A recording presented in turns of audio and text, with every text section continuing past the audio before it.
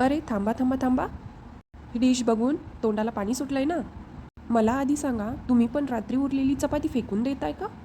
तर तसं न करता आपण बनवूयात थोड्याशा साहित्यांमध्ये छान अशी स्वीट डिश. चला मग व्हिडिओ पूर्ण बघा. तर ही चपाती फेकून द्यायची नाही आणि असं अन्न अजिबात फेकून द्यायचं नसतं, त्याचा काहीतरी उपयोग करायचा आहे.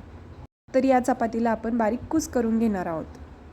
बऱ्याच वेळा ती चपाती कडक झालेली असते, तर तिचे काठ तुम्ही अशा पद्धतीने काढून घेऊ शकता आणि उरलेल्या चपातीला छान असं कुस करून ओबडधोबड जरी कुस केलं ना तुम्ही तरी चालून जाणार आहे.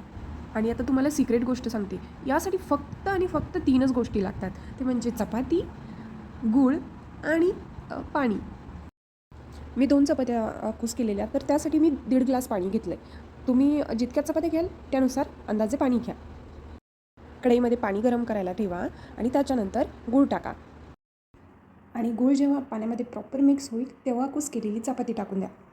आणि तुमच्याकडे या उरलेल्या चपात्यांपासून कशी डिश बनवतात, तुम्ही काय करता त्या चपात्यांचं, मला कमेंटमध्ये ही रेसिपी जरूर ट्राय करा आणि कमेंटमध्ये सांगा की कशी बनली होती. आणि एक महत्त्वाची गोष्ट, जर आपण ह्यासोबत साजूक तूप घेतलं ना तर या डिशची चव ना दुप्पट होते अक्षरशः. तुम्ही नक्कीच ट्राय करा आणि माझ्या चॅनलला सबस्क्राईब करा, व्हिडिओला लाईक करा आणि शेअर करा. चला बाय.